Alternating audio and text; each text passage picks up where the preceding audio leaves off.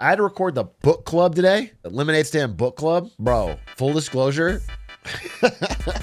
Well, no, I mean, never mind. I'm not going to say it. You didn't read the book? No, I read the book. That's my full disclosure is someone else didn't read the book. You have to find it to watch out. You have to watch it to find out. I read the book. Full disclosure, Aiden doesn't know how to read. It was actually kind of hard to do a book report or a book club, I'm sorry, when Aiden is illiterate. Like it turns out he does not know how to read. He doesn't know the letters or the words. So anyway, it was interesting. I think it was interesting enough to listen to if you hadn't read the book, to be honest. Because, I mean, look, at the end of the, I'll talk about it a little bit because why not? I mean, it's in a tier 2 Patreon. No one's going to see it outside of like, a few thousand people. So I want to talk just a little bit about it. All right, this book's called The Price of Peace, and it's about the life of John Maynard Keynes, who's this guy, who basically made the foundational economic theories that most major developed nations use in some form today. This guy's like Forrest Gump of economics in that he is in the room during like every major meeting before World War I, during World War I, after World War I, before World War II, during World War II, after World War II. He's that guy, dude. He's there for all the shit. And the first third of the book is about how much gay sex he has. Not kidding. Not exaggerating, even in the slightest. The first third of the book is about his life and about how much insane gay sex he has, which is, he has orgy level gay sex on the regular. Then, shockingly, he breaks straight and he meets this woman who turns him straight. Well, I guess not straight, but at least bisexual. I mean, at least he opens his mind. So he marries this woman and is forever straight from then on. Well, actually, I think he cheats with a guy at the beginning of the relationship and then becomes faithful. This is not the focus of the book, but I'm just telling you the juicy detail parts. What's really funny about him, well, there's a lot of things that are funny about it. Again, I'm just telling you the sex parts real quick because I just thought it was so funny. Because they're mixed in so effortlessly between like, yeah, and then Churchill wanted to return to the gold standard and Keynes was like, yeah, maybe, but we can't do it at that price ratio. Oh, by the way, at the same time, Keynes was trying to fuck his new wife, but he was still gay. So she put on man's pajamas to like get him in the mood. That is like actually in the book. It's just so funny. It flows like that. I found it to be quite a fascinating book. I really enjoyed it. And it made me reevaluate. I probably had a more negative impression of Keynes going into this book than I did afterwards, where I thought he was a very interesting guy who lived quite a life. He definitely had a full life and made a huge impact. But, if I were to put it really, really simply, the idea of Keynesianism is when times are bad, stinky, recession, oh no, the government should print money. Well, the government should borrow or print, lower interest rates to stimulate the economy, to get aggregate demand up. The idea is if you have an unemployed person and you take government money and you give him a job, even if that job is just digging a hole in the ground, then that person now has money to spend. It gets back into the economy. It starts roaring it back to life. Things are good. And if I'm being honest with you, this is one of the big things we discussed in the book club, but like one thing you'll notice if you look at real life is that this is all people took from this. This guy wrote a lot. He wrote like a lot of theory. It went a lot in depth, but this is the main thing people took and they call it Keynesianism. But, at the very least, there was another part to it, which was when times are good, he was like, all right, this is obviously true. Like in the Great Depression, we should borrow and spending and things. But when times are good, you should save, raise taxes, and increase interest rates, increase rates. So like everyone in all governments in the world looked at this and said, ew, yucky. No, we'll just do the first part. We'll just do that first part. That first part sounds fire. In fact, what if we did the first part in both times?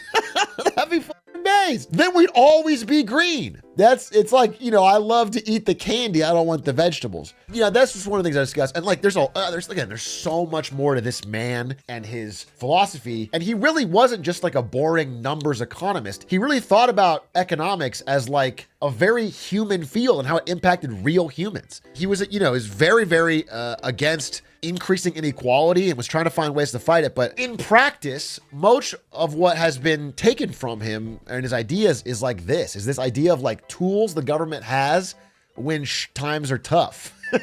Different levers you can pull when shit looks bad. I question myself whether Keynesianism is possible in real life. I think he's a brilliant guy, and I think if we followed his advice, and it's much deeper than this, I'll get that. If we followed his advice, I do think it would probably lead to a more equitable, prosperous society that reduced downtimes. But I still am more of a guy that is like, you cannot trust politicians with the credit card. I was like that before reading this book, and I've my eyes have been opened a bit. This guy has strong arguments, but I still have that core part of my belief system, which is that politicians, if they use the credit card right, it can be beneficial. But I don't believe they ever will, which is why I'm supportive of things like some kind of standard or a debt break or something that limits their ability to borrow from the future and, make the lives of the young hard for the old's benefit. But anyway, it was fascinating, and it's worth learning more about. For governments to saving mean literally putting money away or mostly paying down your debt. I mean, either way works fine. I mean, the main thing is like when times are, this is like almost the most important thing. When times are prosperous, that is when you would raise taxes. And that is like never done. That is just never done. It doesn't matter what party, really. Nobody does that. It's so unthinkable to be like, yeah, things are going good, so we're going to raise taxes. Even in America, in our best times, we only raised taxes when things were terrible, post, Great Depression. It's like impossible to imagine people being like, yeah, times are good, let's raise taxes. It doesn't seem to happen in the real world. Does Keynes or Marx have the better theory? I started reading some Marx. Listen, I'm not a fan, but I don't want to critique it without having finished my reading. Give me some time. I would love to do a clip on why I personally am skeptical of Karl Marx and Vladimir Lenin specifically. Specifically, their two ideas and how they worked out in practice make me skeptical, especially with knowing what we know about how humans respond to these incentives. But what I'm trying to get across, I feel like when people, it's so wild how the internet's gotten that if I criticize Karl Marx, well, I must want poor people to starve. It's like I've been reading so much lately, and I've been trying to think. I think inequality is the great problem of our time, and I know that many different incredibly intelligent people have written solutions that they think might work. And what I've been trying to do is look at the real world and see like what actually works. And where I land, I've heard this, I've made this speech a million times, and I'm actually kind of tired of making it, but it's so important to me that I'm going to say it one more time. What I currently stand is like, and this is from reading this book and The Great Leveler and Capital by Piketty and all these books. I think you might say the Nordic model now, or the US model in the 40s to 70s, which was kind of like high top tax rates, a prosperous union membership, but still the wealth creation comes from free markets and innovation and lots of companies competing. Also strong antitrust enforcement to make monopolies break up.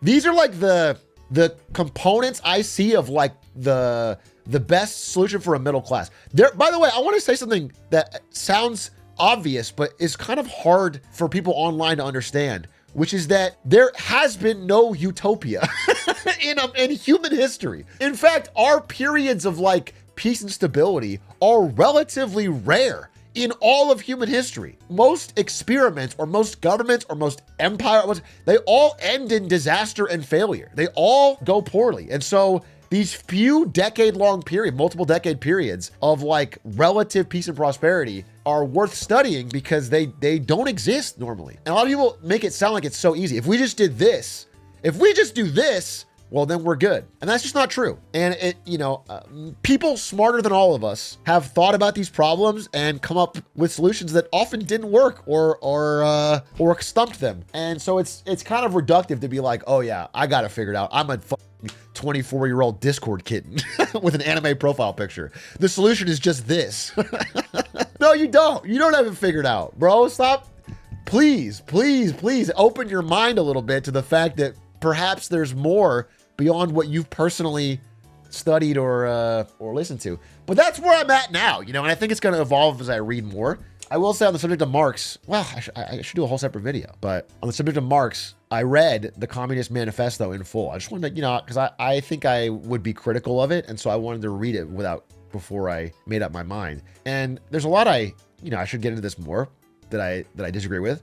But what I particularly liked, what I think me and Marx could go handshake emoji on, what me and Marx could handshake emoji on, estate taxes. If anyone's watched my content for a long time, I am so pro estate taxes, and like heavy ones. I mean, I don't think he phrases it in the way I'm phrasing it, like estate tax at a high rate, but he has this general concept of like heavy estate taxes, and that's probably 100% to him.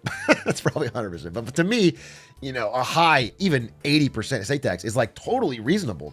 It's totally reasonable because I think one of the biggest corrupting things in society is deeply inherited wealth. Even someone as obscene as Jeff Bezos, you might say. I find Jeff Bezos' grandson being a billionaire forever. Dude, I'm dying. I'm dying. He's killing me. I find the Walton family to be much more damaging to the social fabric than Sam Walton himself being rich in his time. So we got to combat capitalism then? Well, listen, I think I'm disagreeing with you, but I think when you talk about socialism or capitalism, the problem is that nobody agrees on definitions. What you call capitalism and what I call it might be entirely different things. And then we talk past each other, and then nobody's happy. And often we agree on a lot of things, but because of our terms, there's no progress. What I would say is, like all human systems, all of them, every human system, including 50s, 60s, Russia, you can look at China under Mao, you can look at all systems, right? What I want to say is that I think this is kind of from the book Great Leveler, which is that all human societies tend to, and this includes the ones I'm talking about, the socialist ones and the capitalist ones, they tend to have inequality rise over time because human beings, no matter what the game is, find a way to, they adapt to the meta. Every system has built-in entropy and they adapt to the meta. They have a hierarchy, they have an elite class. People exploit the system. It's very silly to imply that like the inner circle of the Communist Party in Russia during Stalin's time did not have an extreme advantage over the common people. They got, it might be like a situation where all housing is free, but for a regular person, you're waiting 20 years to get a shit house on a list, and someone close to the party gets an incredible one in a short term. That's just how things, the power tends to concentrate. And so you have to fight it. It's always a fight against entropy. Yeah, I think you have to fight the bad parts of any system. And that's why I've been leaning towards this like guardrailed capitalism, kind of like what they have in the Nordics, where there's billionaires in Sweden. But Sweden also has high top tax rates and a strongly funded social safety net. So that if you try a business idea and fail, you still have healthcare, you still have schooling, you still have, and I think one quote that is like really important for people to understand and drill in is that Winston Churchill one about democracy being the worst form of government ever designed, except for all the others. I think you should have that. No matter what system you like, you should think that about your system. You should understand that every system sucks. Every system has deep weaknesses that are exploited by human beings who are trying to rise up in it. And so no matter what system you decide to fight for, I don't really care. It's your choice. Understand that if you think of it like as a utopia, you're going to fail and you're going to be sad and people are going to be sad and starve. What you have to do is think of it as like, this is the best thing we got and we have to fight, we have to punch it, and we have to like work our hardest to make it palatable, to make it work for real life. That's what I'm trying to get across, because this is the way humans are. Like, listen, it's a modern marvel that we even have these periods of stability, given how much of human history is filled with poverty and war and disaster. And capitalism is perfect until we burn up the planet in a few years. Listen, man, I'm also pro-environment. Listen, it's just us talking past each other with definitions, but like, would you agree that the largest emissions producer right now is China? Like by a lot? No, I don't think China's socialist really, but yeah, like even in that example, it's like, we have to, not by population, you mean per capita is what you mean. Well, that's correct, but by raw amount, you know, when the forests are burning, the raw amount matters. Pollution matters, right? So that's where the pollution is. And it's going up. They are moving towards a solution way faster. Again, that sounds like propaganda, man. Because, you know, if you look at the graph, the China one is completely up to the right. The EU is moving the fastest if you had to pick one. The EU is the one that's gone down, and America is the second most going down. It's the one decreasing. I think a lot of this stuff's not based on reality. Hey, Doug. Doug is talking about the purge again. Bro, we had to, listen, I'm going to say this. This is a live exclusive. Doug, I think we're going to cut down that purge section because you're going to get comments. We're going to have to cut that down, bro. I mean, you were obviously joking and I have no problem, but you said it so many times that I think you're going to be annoyed with the comments. That I would like to protect you in general. But I'll leave this in the Big A clip and say you're pro purge.